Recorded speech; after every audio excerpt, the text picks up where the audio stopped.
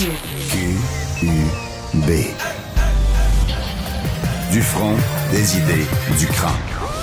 Éveille la curiosité, suscite la réflexion, favorise le dialogue. Pour comprendre le monde qui vous entoure. Radio, télé, balado, vidéo. Savoir et comprendre, Cube. Un média pas comme les autres. Bonjour tout le monde, j'espère que vous allez bien. Bon jeudi, je m'appelle Sophie Durocher. Aujourd'hui, au micro, ma collègue Isabelle Maréchal sera de retour avec vous lundi. Moi, je suis avec vous aujourd'hui et demain. Très contente de prendre le temps de jaser avec vous de sujets qui vraiment vont vous intéresser. En tout cas, moi, ça me passionne. Je suis absolument fascinée, je ne sais pas si vous êtes comme moi, fascinée par ces gens qui pratiquent des sports extrêmes. Qu'est-ce qu'on entend par sport extrême? C'est une pratique physique exercée dans des conditions particulièrement dangereuses. Donc, on pense évidemment à des ultramarathons. Et j'ai avec moi ce matin deux femmes exceptionnelles qui sont nettement plus en forme que moi. Je ne le serai jamais dans toute ma vie. Alors, j'ai à ma droite Kim Debain, qui est gestionnaire de produits chez Numérique ici, donc une collègue. Bonjour, oui. Kim. Bonjour. Alors, vous venez de participer à quelque chose qui s'intitule l'Ultra Trail Canada. Vous allez nous raconter le nombre de kilomètres que vous avez consommés dans des conditions un petit peu extrêmes. Et puis, à ma gauche, il y a Martine Marois, athlète amateur passionnée des montagnes. Et vous, Martine, bonjour. Bonjour. On avait dit qu'on se tutoyait, hein? Oui. Bon, alors toi, Martine, OK, parfait. Tu viens de participer à un événement très particulier, ça s'appelle le Tour des Glaciers en Italie. Alors, on va peut-être commencer tout de suite. Martine, explique-nous, c'est quoi le Tour des Glaciers? Le Tour des Glaciers, c'est une course de 450 km avec 32 000 mètres de dénivelé positif qui fait le tour du Valle d'Aoste en Italie.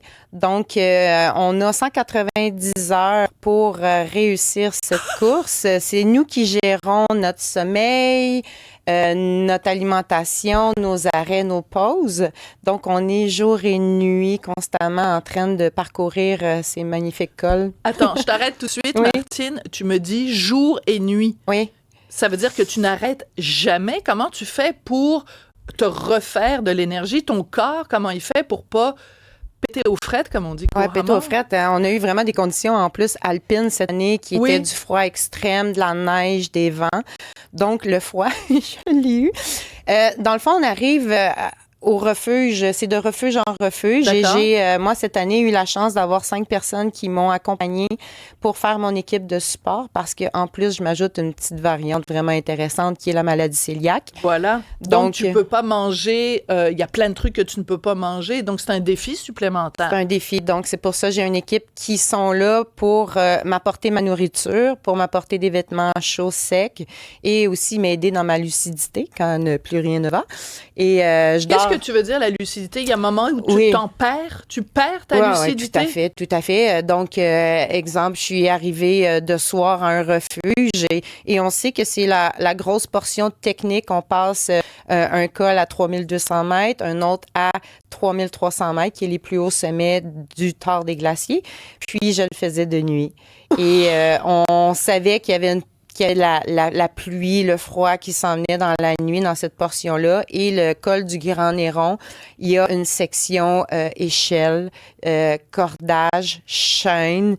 Et je suis arrivée là seule, mais j'étais bien. J'étais bien parce que j'étais bien préparée à cet événement-là. Alors, on va en reparler, la préparation, à quel point c'est important. Kim, toi aussi. Donc, toi, tu as participé à l'Ultra Trail Canada. C'est combien de kilomètres et dans combien de conditions? Donc, l'Ultra Trail Arikana Canada, dans le fond, c'est le format XL du Québec. On parle de 125 km, donc on a 29 heures pour accomplir ça. Ça part de la ZEC des Martres, donc c'est situé plus haut que Baie-Saint-Paul, et ça se rend jusqu'au Mont-Grand-Fond, donc on se rapproche de la Malbaie. Alors, on va passer toutes les montagnes de Charlevoix, donc le Mont des Morios, on va se promener sur la Chouette, on va aller se promener sur le Mont du Four, le Mont Lac en Arpège. Bref, on fait le tour de tout le Tranche-Charlevoix, donc 125 km, 4300 mètres de dénivelé, 29 heures pour le faire. Alors, 29 heures à ma droite, 190 heures à ma gauche. Les filles, il faut que je vous pose la question. Pourquoi? Pourquoi vous faites ça? C'est quoi le plaisir de se pousser à l'extrême? Martine? Pour ma part, cet événement-là m'a apporté à modifier mes habitudes de vie. Dans quel sens? Dans le sens que moi, je n'étais pas une athlète. J'étais toujours la dernière. À Ricana, je l'ai fait, le 125 km. Je suis arrivée la dernière. Dans toutes mes courses, j'étais dernière. Avec 40 livres supplémentaires sur mon corps. Et je n'avais pas le sommeil, l'alimentation. Donc, j'ai tout modifié ça qui m'a amené actuellement à une saine une santé bien-être que j'ai drôlement avec autant de kilomètres, mais ça m'a amené vraiment à prendre soin de moi. Mais il y a des gens qui nous écoutent en ce moment, sûrement, et qui se disent, ben Martine, elle vient de dire que c'est sain, mais il y a plein de gens, peut-être, qui sont en train de te juger. C'est pas bien de juger dans la vie, mais il y a peut-être des gens qui te jugent en disant, c'est pas sain, faire 190 heures de nuit, se pousser à l'extrême, ça n'est pas sain. Qu'est-ce que tu réponds à ces gens-là? Ce que je pense, c'est que c'est vraiment... c'est pour ma part, mon idée est partie. Je te voyais, mon idée est partie. Oui. Mais dans le fond, c'est pour ma part, comment je pourrais bien dire à ces gens-là que c'est pas sain. C'est une passion. Premièrement. D'accord. Ça, c'est un bon point. Chacun a sa passion. Et pour ma part, c'est que je ne suis pas axée à la performance. Mais c'est important pour toi parce que tu ne l'as pas fait, évidemment, donc au complet, les 190 heures. Tu t'es arrêté au bout de combien de kilomètres? Au bout de combien d'heures? 206 kilomètres. Je l'ai fait en 2022. J'ai arrêté aussi à 206 kilomètres. Je suis retournée l'année passée, 3 jours après que je suis arrivée, je me suis blessée le ménisque. Donc, j'ai pas pu faire la course. Et cette année, j'y retourne 200 km encore. Par contre, je ne suis pas axée sur le résultat. Moi, ce qui m'intéresse, c'est le processus. Alors, je suis dans cette course-là et mon objectif, c'est vraiment d'être en harmonie avec moi-même pendant ces 450 km-là. Donc, je navigue, je balance avec, je ralentis à cette portion-là. Je comprends. Soit que c'est la nuit, je m'hydrate, je m'alimente plus parce qu'il fait froid, j'ai besoin de plus de calories. Fait que pour moi, c'est ce que j'adore parce que ça développe mon potentiel. Toutes les connaissances et les compétences que j'ai acquises, je peux les manifester et être autonome, me sentir en sécurité. Quand tu écoutes Martine parler, Kim, est-ce que tu te reconnais là-dedans? À la base, la passion, j'imagine, mais est-ce que toi aussi, tu considères que c'est sain de faire ça, de se lancer ce genre de défi-là? Ben moi, ça me parle beaucoup. Oui. Je suis quelqu'un qui, à la base, non plus, je courais pas. J'avais pas le droit de courir. J'avais eu un accident en 97. On me disait que j'avais pas le droit de courir. Wow!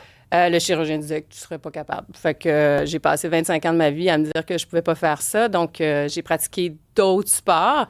Et lorsqu'on a été confinés, c'est devenu la seule option. Je regardais mon fils dans sa chambre avec son PDF d'école pour faire des push-ups puis des set-ups. Puis j'ai dit, ça n'a pas de bon sens. Donc, re-questionnement sur comment on peut avoir des belles habitudes de vie malgré la situation. Alors, on a commencé à courir. Et je me suis dit, aïe, je suis capable. Puis en fait, j'ai avancé là-dedans, puis ça l'a amené des changements. Ça a amené des changements d'habitude tels que peut-être la boisson. Je bois beaucoup moins que je buvais à l'époque, là. On parle d'alcool. Oui, l'alcool, c'est à peu près pas présent, là. C'est très peu présent dans ma vie. De revoir le sommeil, de revoir qu'est-ce qu'on mange, la bouffe, la transformation de la bouffe. Donc, tout ça, ça l'a amené vraiment des gros changements. C'est la passion, c'est le plaisir aussi. Moi, être dans le bois, je trippe. Puis, je suis aussi vraiment pas sur le résultat. J'ai fini dernière femme au 125 l'année passée. Je me suis améliorée cette année.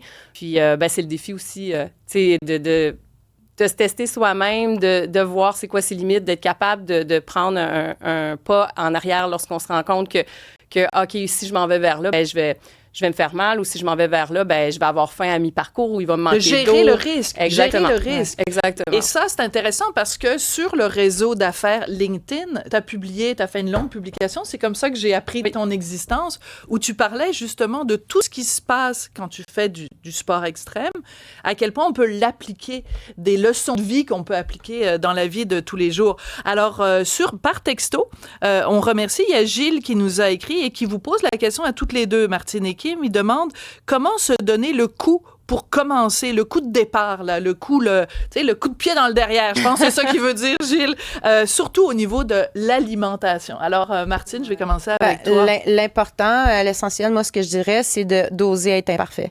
Ah, est j'adore parfaite. ça. Donc, c'est de se permettre que je m'en vais chercher un apprentissage et je vais m'entourer de gens bienveillants qui vont m'aider à apprendre. Et c'est de se laisser cet inconfort-là et de répéter, qui va devenir ancré dans nos habitudes. Fait que c'est le conseil que j'ai à donner à Gilles. Mais en même temps, tout à l'heure, Martine, tu nous as dit quelque chose d'important. Tu nous as dit qu'avant, tu avais fait genre un 125 km ou je ne sais trop, puis tu as dit, à l'époque, j'étais pas une athlète, puis j'avais 40 livres de plus. Ben, il y a plein de gens qui ont fait 125 000 km, qui considèrent que c'est faut être un athlète pour faire ça. Donc, tu mets quand même la barre assez haute. Quand tu dis, faut apprendre à être imparfait. Mais là, quelqu'un qui fait 125 km, moi, je trouve ça assez parfait. Merci. Ben, je te dis mon secret, OK? OK, d'accord. C'est que je modélise les grands, les leaders, les gens qui réussissent. Et je me dis, si ça a réussi sur eux, ça peut réussir sur moi. Donc, j'observe qu'est-ce qu'ils font, je le prends et je prends mon imperfection. Mon imperfection, merci. Et je m'en vais l'expérimenter sur le terrain pour qu'il devienne le mien, à ma réalité. Donc, tu martinises tes modèles. Oui, c'est beau, c'est très beau. Jean Cavalry, oui, je vais l'utiliser, celle-là. Donc, toi, Kim, tu chimises aussi des modèles. C'est-à-dire absolument. Puis qu'il faudrait que moi, j'apprenne à sophiser des modèles. Florence, qui est avec nous à la recherche, tu vas Florenciser. Jean-Philippe, il va Jean-Philippiser. Mais j'aime beaucoup cette idée-là de dire, il y a des gens qui font des choses à leur façon. Ramenons-le, nous, comment moi, je peux l'intégrer dans ma vie ou dans ma pratique ou dans ma pratique professionnelle. Kim, je reviens vers toi parce que, donc, sur LinkedIn, tu as fait une liste de toutes les leçons qu'on pouvait tirer quand on fait ce genre de choses-là. Lâcher prise, qui est un work in progress, et tu dis, j'ai perdu énormément d'énergie à ressasser mes doutes, mes peurs et mes bobos. Parle-moi un petit peu de ça. Je trouve ça extrêmement touchant que tu te livres comme ça, en plus sur un réseau professionnel. J'aime pas ça, pas avoir le contrôle des choses. Donc déjà là, je le sais, mais on dirait que ça ressort beaucoup dans les sports qu'on pratique dans l'ultra-endurance. Donc, lorsque je sais que je vais avoir une course A, que je vais avoir quelque chose qui est au-dessus de 80 km, je commence à avoir des douleurs. Je commence à me dire que je vais pas être capable. Là, mais ma ça, famille c'est dans est ta habituée. tête. Oui, ça, c'est dans ta tête. Même, moi, je suis suivie par mon ostéo, ma chiro, et là, ils me le disent. Ils me disent, tu te rappelles, Kim, c'est ça à chaque année. Là, il va falloir que tu prennes un step back, que tu acceptes cette douleur-là, que tu ressens, là, qui est réelle parce que tu le sens, mais que tu l'acceptes, sois résiliente par rapport à ça. Auto-infligée. Oui, je me mets à boiter ou je me mets à dire je serais pas capable de porter mon sac ou le tour de mes pieds me fait mal. Puis j'avance avec ça et puis je me crée vraiment un monstre. Et j'ai depuis plusieurs années maintenant que je cours, j'ai pas réussi encore à juste accepter cette situation-là et me dire tu sais quoi, Kim, tu n'as pas de contrôle là-dessus. Ça, tu pourras rien changer à ça. Tu le sens. Donne-toi le temps. Puis tu pointes sur la ligne de départ. Tu te lances. Puis il arrivera ce qui arrivera. Tu vois ce qui arrive. Mais ça, c'est extrêmement intéressant parce que ça veut dire que dans toutes sortes de sphères de notre vie, on est confronté à la maladie, à un problème au travail, à la mort d'un proche ou peu importe, mais ce sont des choses qu'on ne peut pas contrôler. Donc, il faut arrêter de se faire des nœuds dans la tête, des nœuds dans la tête. Donc, j'imagine, je pense qu'il y a une de vous deux, je pense que c'est toi, Martine, qui a dit, soit en entrevue ou à notre recherchiste, Alice, que les gens, ils pensent qu'une préparation pour ce genre de sport extrême, c'est 90% physique, alors que c'est le contraire, c'est 90% mental. 90% mental, et les gens vont investir dans le vont investir dans le physique beaucoup et pas dans la préparation mentale. Donc, comment je peux changer mon discours intérieur quand j'arrive sur cette ligne de départ-là? Le sentiment d'imposteur, moi, je l'ai vécu beaucoup. C'est comme ça que j'étais dernière parce que j'étais intimidée par les gens qui étaient là. Tu penses que tu es arrivée dernière parce que tu n'avais pas assez confiance en toi? Tout à fait. C'est ce que j'ai développé, cette course-là. Chaque course ou événement nous amène à déployer une force en nous. Et pour moi, ça m'a amené à gagner en confiance d'année en année, réussi ou pas réussi, peu importe le résultat, parce que j'allais chercher des compétences. Donc, qu'est-ce que je n'ai pas? Derrière le contrôle se cache une peur pour soi. Donc, qu'est-ce que je maîtrise? quel savoir j'ai besoin d'aller chercher sur la course pour que je me sente en sécurité. Il y a quasiment quelque chose d'ésotérique ou de spirituel à t'entendre parler. Ouais. Puis je dis, il n'y a pas de connotation négative quand je dis ça, mais on dépasse le physique. Là. On est vraiment à un autre niveau. Parfait, mais c'est méditatif. Quand on est dans la montagne, on est ça. Tu sais, même Kim, tu le dis, comment on peut être connecté à l'intérieur de soi au travers de cette grandeur-là qui est la nature, le bois, la faune, la flore. C'est exceptionnel, là. Oui. Quand tu te promènes dans les montagnes de Charlevoix, comme tu l'as fait, c'était tout récent quand même, l'Ultra Trail, est-ce qu'à un moment donné, tu t'oublies, c'est-à-dire que tu oublies la douleur? Parce que je sais que les gens, quand ils courent, on a ce qu'on appelle, je sais pas comment on dit ça en français, mais le runner's high, une espèce d'endorphine. La zone. Oui, la zone. Ça s'appelle la zone. Donc, tu l'as fréquemment, la zone? C'est-tu le fun, la zone? C'est vraiment le fun. Il faut voir aussi que ça va jamais tout le temps bien puis tout le temps mal. Ou en tout cas, c'est très rare qu'un ultra-trail, on va être tout le temps sur le même beat. Là. Donc, faut accepter qu'il va y avoir des hauts, puis ces hauts-là, prends-les, vis-les, puis il faut accepter qu'il va y avoir des bas, puis vis-les aussi, parce que c'est comme dans la vie, c'est comme dans des réalisations professionnelles ou personnelles. Tu sais, ces moments-là, il faut que tu les chérisses et il faut que tu apprennes de ça. C'est pas grave de vivre des bas, mais de vivre des bas puis de pas les owner, là, les prendre et les accepter, ça te coûte cher pour la suite. Parce qu'après ça, tu ressasses ça tout le reste du temps. Fait que quand il y a un bas, il va y avoir un haut qui va suivre. Quand il y a un haut, fais attention, il va y avoir un bas. Juste que tu sois conscient de ça. Puis c'est vraiment une vague tout le long du parcours, en fait, que tu vis. Puis dans un ravitaillement, tu vois quelqu'un qui te fait un sourire, qui te donne un câlin. Puis tout d'un coup, ça vient de changer complètement. Une douleur qui, au début, tu te dis, mais mon Dieu, il me reste 72 km. Comment je vais faire ça? Qui finit par passer après 10 km, puis tu ne sens plus pas en tout. Tu arrives au finish line, les deux bras dans les airs, puis tu serais prête à repartir pour un autre 42 là, après ça. Là. Fait que c'est tous ces moments-là, en fait, qui t'amènent, puis à travers ça, tu as cette zone-là, ce moment-là vraiment de communion avec ta tête, puis avec ton corps, puis tu avances sans te rendre compte que tu avances. Tu t'observes dans cette nature-là, dans cette solitude-là. Parfois, là, en plein milieu de la nuit, avec ta frontale, tu es seul, complètement seul. Fait que t'es bien mieux d'être bien avec toi-même, là. Je sais que moi, je suis rendue que je parlais avec mes jambes, parce que mes jambes sont bien funky des fois, là. Je finis par avoir des petites douleurs aux bandelettes. Je go, les girls. C'est pas la première fois que vous avez fait ça, là. On est capable. Je leur ai dit, je vous promets une semaine de relâche après cette 125-là que j'ai tenue. J'ai rien fait pendant une semaine. Donc, je finissais par me parler à moi-même, donc à certaines parties de mon corps, puis à ma tête. Puis c'est ça. Quand Kim nous parle de la zone puis de se parler à différentes parties de son corps, ça résonne chez toi, Martine? Oui, tout à fait. Moi, aux gens que j'accompagne, parce que j'accompagne des sportifs, je leur dis, c'est le film Sans limite. Il y avait comme la petite pilule NZT qui te donne des super pouvoirs puis que t'es comme vraiment... Puis je dis, ce moment-là, mettez-le dans une petite pilule NZT puis vous allez voir que elle vous redonne tout cet élan de bonheur-là, qu'on est exactement à la bonne place, au bon moment, puis que tout est flow, tout est fluide. Fait que c'est vraiment, oui, on les a, ces moments-là dans la course.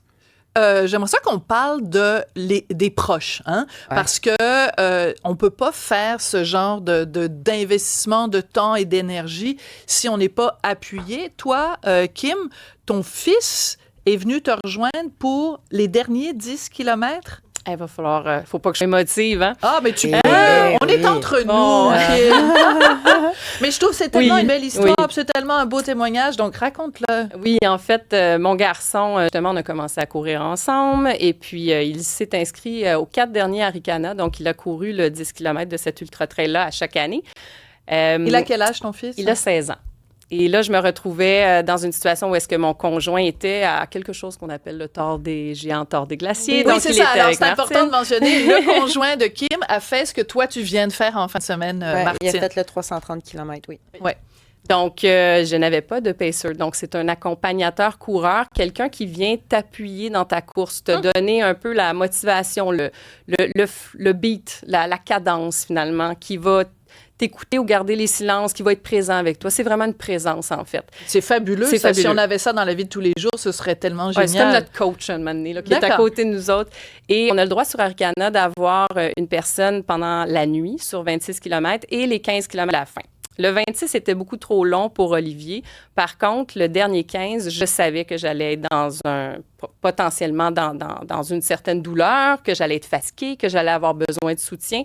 Alors, il a accepté de tenir ce rôle-là. Et toute la nuit, je me disais, Olivier, je m'en viens. Tu sais, c'est devenu comme un mantra, une phrase que je me répétais en disant c'est mon objectif. C'est même pas le finish line, c'est d'arriver à ce ravitaillement-là et qu'il soit là, que je le prenne dans mes bras, qu'on continue ensemble. Là, c'est moi que tu rends émotive, là, parce que j'ai un fils de 16 ans aussi, voilà. Puis je trouve ça tellement beau. Et il était là, et puis il a joué tellement un rôle extraordinaire. Au départ, on s'était dit qu'il reste derrière moi parce que c'est moi qui voulais donner le beat. Et en fait, très rapidement, il voyait que en fait, j'avais besoin d'être tirée. Alors, il s'est placé devant moi et il a vraiment fait les derniers 15 km avec moi jusqu'à la finish line. On a fini côte à côte. Donc, c'est beau! Super moment. Oui, vraiment. C'est tellement une belle histoire. Je trouve ça très important de partager avec vous les témoignages des gens qui nous écrivent. Hein? J'en ai 2. Alors, je vous les lis, puis je vais vous demander de réagir toutes les 2. Alors, Julie nous écrit. Je vous remercie de nous écrire. Donc, Sophie à Cube Radio. Puis aussi, je rappelle le numéro de téléphone 1-877-827-2346. Alors, Julie nous écrit par texto, vous êtes tellement inspirantes, les filles. Alors, prenez-le. Julie vous trouve inspirante. C'est difficile comme parent d'inciter notre enfant à bouger, surtout quand on n'est pas sportif. Avez-vous des conseils pour les faire sortir de leur divan? Ha, ha, ha, dit-elle. Alors, Kim, tu viens de parler de ton fils. Donc, comment on fait pour les motiver à sortir de leur divan? Je pense que ça commence par soi, c'est-à-dire que mon fils a quand même un modèle, une personne qui... En fait, 2 modèles, toi et ton conjoint. Aussi. Donc, il sait par quoi je suis passée, il sait que j'étais pas une personne qui pouvait nécessairement courir et que j'ai changé la donne parce que j'ai pris la décision de changer la donne. Et... c'est cette observation-là, je pense, qu'Olivier fait et qu'il se place là-dedans et qu'il a envie de participer à ça. Donc, oui, j'y répète 300 fois de fermer son téléphone puis de lâcher Instagram. Là, on a quand même un enfant de 16 ans ici, là, mais en même temps, il voit que c'est comme ça, c'est notre mode de vie. Donc, en étant là-dedans, il fait partie du noyau familial. Donc, Absolument. Lui aussi, il embarque là. Voilà. Alors que si vous étiez tous les 2 comme parents en train de manger des chips dans votre divan, il reproduirait ce modèle-là alors que vous lui offrez un modèle qui est autre, puis un modèle de dépassement de soi. Martine, toi, quel conseil tu donnerais à Julie qui veut faire sortir ses enfants du divan? De devenir, comment qu'on a dit tantôt, c'était du martinisme. Oui, c'est ça. Alors elle s'appelle Julie, donc il faut qu'elle julise son modèle. Oui, qu'elle devienne l'inspiration de ses enfants et aussi dans quel environnement les enfants sont. C'est de là qu'ils évoluent. Donc, moi, je suis l'inspiration, mais moi, mes enfants sont rendus quand même assez grands. Je suis rendue grand-mère. Ah oui! T'es une grand-mère qui fait des ultras, t'es incroyable. Tu es une ultra-grand-mère. Je suis une ultra-grand-mère, puis c'était vraiment de toute beauté de voir mes petits-enfants de 5 ans, 4 ans, 2 ans et demi, de me suivre pendant la course. Donc, il y avait vraiment... Et comment ils pouvaient te suivre? Parce que t'es en Italie, eux, t'es ici? Oui, il y avait une plateforme. J'avais créé aussi un canal exclusif que les gens pouvaient me suivre, que mon équipe de support mettait des choses. Mais il y avait aussi que ma fille avait fait imprimer au mur, plastifier la carte du parcours avec ma photo qu'ils pouvaient déplacer et me suivre à chaque fois qu'ils se levaient le matin ou le soir. Donc, ils pouvaient suivre la course et ça les a emmenés à une fierté. Mon petit-fils qui me dit, je suis allée faire 1 kilomètre nanny, parce que je suis une nanny. Je suis allée faire 1 kilomètre de course. J'ai beaucoup aimé. Puis ma petite fille qui dit, non, moi, j'ai pas aimé ça.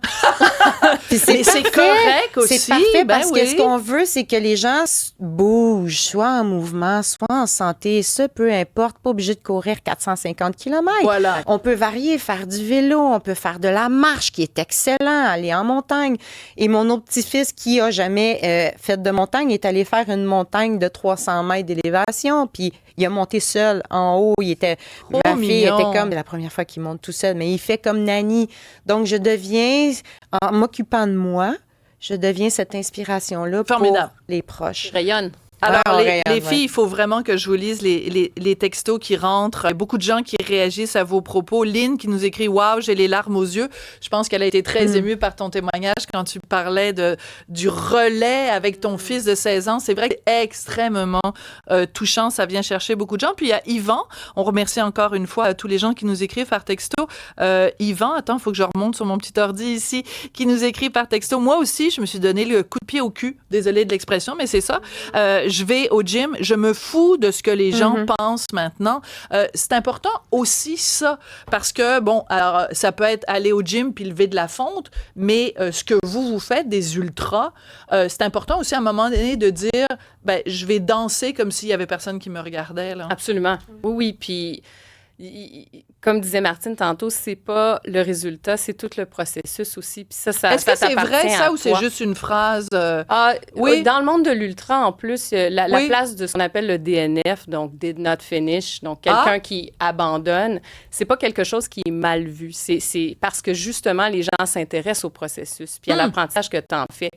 Donc il n'y a pas de jugement entre vous, là. Vous n'allez pas vous regarder de haut en disant, toi, t'es un DNF, moi, je suis un V pour Victoire. Il n'y a pas ça. Non, vraiment pas. C'est vraiment le processus. C'est vraiment beau, le fait qu'on est une communauté, on est dans le bois, on vit une passion ensemble, on vit un moment ensemble. Puis ça, je pense que j'aime ça du trail parce que j'étais avant je dansais la gaffiera, c'est un tango brésilien, c'est très technique, c'est très wow effect là, on se regarde beaucoup.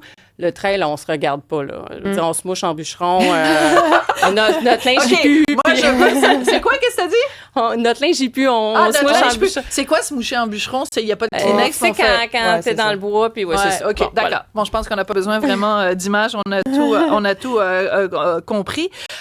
Alex nous écrit en disant comment on commence à courir. Je suis vraiment impressionnée par vos parcours, les filles. Je pense que vous êtes gagné beaucoup de fans et d'admirateurs. Je sais qu'on dit c'est pas important le regard des autres, mais je vous le dis, le regard des autres, les auditeurs de Cube sont vraiment impressionnés par votre performance. Donc, Martine, comment on commence à courir?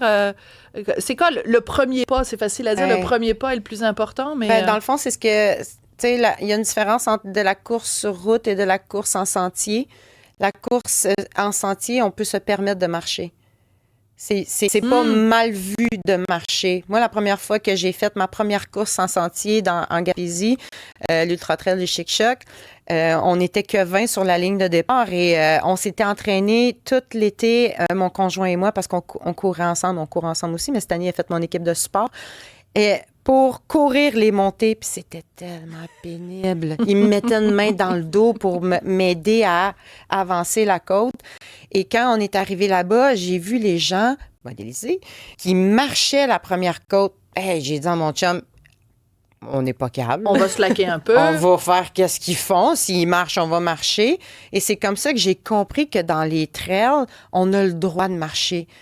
Donc, c'est de là que commencer simplement à aller marcher en montagne, sur les plats, trotter un petit peu, mais c'est de se donner une progression, c'est de se donner des petits objectifs, c'est d'aller dans des communautés, comme Kim a dit. Il y a beaucoup de communautés de trail au Québec, ce qui fait que ça nous amène des partages super riches et intéressants. Oui, mais j'aime beaucoup l'idée d'aller aussi à son propre rythme. Ouais. Parce que même tu sais, je veux dire, ton chum, il est bien fin là, de te pousser dans le dos, mais des fois, il faut aussi reconnaître que, regarde, j'aime mieux marcher que courir, et c'est correct aussi. J'aimerais rajouter que oui, vas-y. Une habitude, ça se prend à la répétition aussi. Donc, tu sais, il y a 7 jours dans une semaine. Quand tu vas courir 3 jours, l'habitude, c'est de ne pas courir. Donc, c'est les 4 jours. Alors, est-ce qu'on peut faire l'inverse? Donc, 4 fois par semaine, on sort. Puis, pas besoin de sortir pendant 3 heures. Au départ, de toute façon, ce qu'on gagne à faire, c'est vas-y 15 minutes et vas-y en intervalle. C'est-à-dire, cours 30 secondes, 1 minute, arrête, marche 2 minutes et vas-y comme ça. Et tranquillement, tu réduis ton intervalle de marche et tu finis par faire une course complète. Mais faut pas viser un marathon au début parce que tout ce qu'on va faire, c'est se blesser. Le point, c'est vraiment pars à petits morceaux. Cours des petites périodes, mais cours souvent. Puis en courant souvent, tu te poseras plus la question. Moi, là, il grêle, il pleut, il fait n'importe quoi dehors. Je m'en fous. C'est même pas une réflexion que je me pose, genre, je vais-tu aller dehors? Parce que, tu sais, non, je me change, je vais dehors, je fais ma course, je reviens, je suis trempée, je suis plein de neige. Des fois, je prends des photos de moi avec les cils pleins de glace, puis je trouve ça bien drôle. Puis c'est tout. Puis on se mouche en bûcheron, puis c'est bien correct comme ça. Peut-être pas à Montréal. Je fais attention à Montréal. J'ajouterais aussi à ce que tu viens de dire, qui aime la variété. Donc, tu sais, comme l'hiver, moi, j'ai commencé à intégrer du ski de randonnée. Donc, je monte la montagne en peau de phoque, je descends avec mes skis, ça va plus vite. Mais peau de phoque? En peau de phoque. OK, là, faut que tu m'expliques ça, j'ai jamais entendu parler de ça. Je commence mon initiation ski. Là. Dans le fond, c'est tu mets une peau en dessous de tes skis, ce qui fait que tu montes la montagne sans glisser par en arrière. Ça accroche la neige. Ça accroche la neige. Puis là, quand tu arrives en haut, tu enlèves tes peaux, puis là, tu glisses en bas. Ce qui fait que tu peux travailler ta force musculaire, ton endurance musculaire dans les dénivelés, les montées, sans te blesser ou sans suruser les genoux. Tu sais, les fameux genoux que les gens disent, vous allez avoir mal aux genoux plus tard, là. Ouais. Ben, c'est ça. Fait qu'on fait de la diversité, du vélo, de la course, du ski de rando, du ski de fond, de la natation. Fait que c'est de varier les éléments dans l'année. D'accord. Alors, moi, je suis très contente ce matin parce que j'aurais pu avoir la même discussion avec 2 gars ou avec un gars et une fille. Donc, je suis très contente que ce soit 2 femmes qui fassent des ultras parce que je trouve que c'est des beaux modèles à avoir. Et justement, il y a Laurie qui nous a écrit par texto. Je pense que c'est par texto. Elle nous dit, merci Laurie. Remarquez-vous, les filles, que c'est rendu la mode, la course, les clubs de course, les marathons plusieurs fois par année partout au Québec. Est-ce que c'est juste une mode, Kim, ou c'est quelque chose de plus profond, de plus ancré? Moi, c'est un mode de vie. Oui. Pour moi, là. Mais est-ce que tu remarques autour de toi? Je le sais pas. Je le sais pas, puis à la limite, c'est pas grave. Ouais. Au contraire, moi, je suis contente que les gens soient en forme, qu'ils soient en forme en courant ou en étant dans des clubs de vélo. C'est pas important pour moi.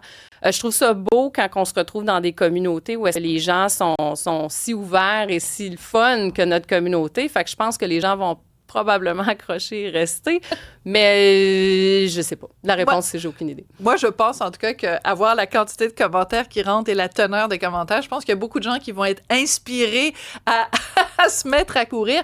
Toi, d'ailleurs, Martine, ce matin, tu es donc présente ici dans les locaux de Cube, de Québécois, et t'es venue comment? Mais dans le fond, moi, je viens de l'Estrie. Oui. Et je suis arrivée, les rues étaient toutes barrées. Puis là, j'étais comme, non. Alors, je stationne la voiture là, paye le stationnement, mets le GPS, puis je me suis emmenée en courant. Fait que c'était ça que je disais. Ça m'a servi à ça, les ultras, pouvoir arriver à l'heure. Mais je trouve ça absolument hilarant. Donc, message à Valérie Plante, parce qu'on le sait à quel point le trafic à Montréal, c'est compliqué. Ouais. Alors, vous êtes en train de forcer tout un groupe de gens à se mettre à la course parce qu'on n'est plus capable de circuler dans les rues de Montréal à cause du trafic. Mais pour répondre à la question de Laurie, est-ce que toi aussi, tu as remarqué à quel point c'est une mode? Ben, je dirais pas que c'est une mode. Je dirais que c'est un mouvement qui vient de s'installer parce que les gens ont besoin de connecter ensemble. Ils ont besoin de connexion humaine. Donc, oui, il y a beaucoup plus de groupes de courses, de gens qui courent en sentier.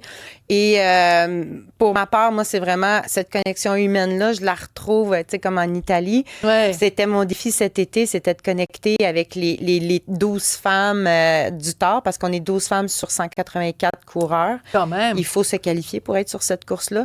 Et c'est des femmes à travers le monde. Donc, moi, mon défi à moi, tu sais, quand on va chercher quelque chose, c'était cet apprentissage-là d'aller oser être moi-même et à la hauteur auprès de ces femmes-là qui sont méga inspirantes et des athlètes quand même de haut niveau ou des guides de montagne et qui parlent en anglais aussi. Donc, j'ai appris mon anglais en Italie. Et ça m'a permis d'être imparfaite. Donc, j'ai vraiment connecté avec ces femmes-là qui a fait, c'est ce sentiment d'appartenance-là. C'est ça, les gens, ils veulent connecter avec des gens qui ont la même passion, la même vibe, la même intention de de santé bien-être. Moi, c'est juste ça, c'est ma santé globale. Bon, là, on a parlé de plein de trucs positifs. La zone, c'est bien, on est zen, on est en contact avec soi-même, avec la nature.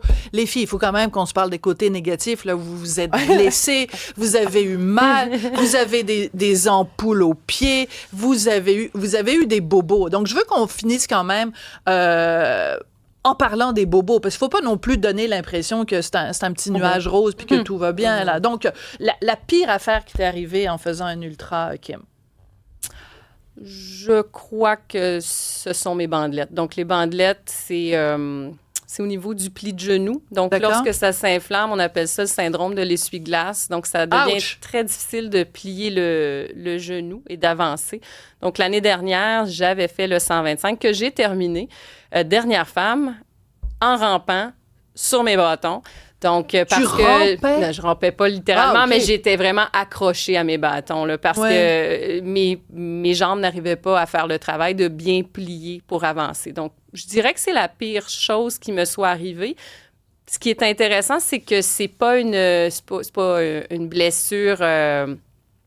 C'est pas une fracture ou c'est pas quelque chose comme ça. En fait, il y a beaucoup de travail en kinésiothérapie qui peut être fait. C'était au niveau de mes fessiers qui n'étaient pas assez activés. Donc, on s'est rendu compte, en fait, que c'était la mauvaise utilisation d'un autre muscle.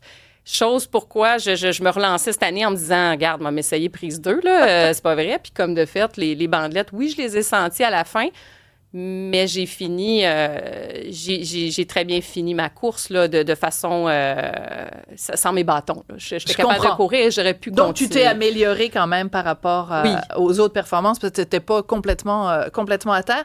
Et toi, ma belle Martine? La pire chose qui m'est arrivée a été mes meilleurs enseignants.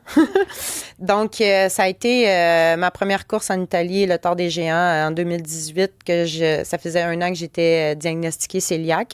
Et j'arrivais dans cette course-là avec ma belle innocence qui a fait que je me suis évanouie à 192 km. Tu t'es évanouie. Mais il y a une belle fin heureuse. J'espère. Oui, j'ai été retrouvée par les fermeurs de course et puis l'équipe de sauvetage est arrivée et j'ai été relayée par 2 Italiens qui m'ont embarquée sur leur dos. Oh! Et quoi, ça finit bien parce qu'ils étaient cute, les Italiens? Je sais pas, j'ai rien vu, mais ils m'ont descendu de la montagne puis par la suite transportée en ambulance, mais j'étais complètement épuisée. Tu t'es évanouie. Ouais. Donc, quand on dit extrême, c'est vraiment ça. Tu es allée jusqu'à l'extrême. Est-ce que tu regrettes de t'être forcée autant, de t'être poussée autant? Parce que ça a été le début de qui je suis maintenant. C'est tellement bien dit. Écoute, quelle belle conclusion. Mais en fait, la conclusion, la vraie, va appartenir à Audrey qui nous a écrit par texto. Elle dit, elle fait référence à toi, Kim. Elle dit, le témoignage avec le garçon de 16 ans était tellement touchant. Je suis au bureau et j'avais les yeux qui coulaient. Bravo, bravo. Ça fait longtemps que je souhaite faire de la randonnée avec mon garçon de 5 ans. Vous m'avez donné la motivation de passer à l'action. Audrey, c'est à vous qui a le mot final. Merci beaucoup, Kim DeBain. Merci, ça fait un plaisir. J'espère que j'ai bien prononcé ton prénom. Et Martine, merci beaucoup d'être venue. Martine Marois, ça a été vraiment un immense plaisir à vous deux. Alors, vous vous rendez compte que maintenant, j'ai une pression absolument énorme. Mais moi, je m'en tiens pour l'instant à des marathons de radio.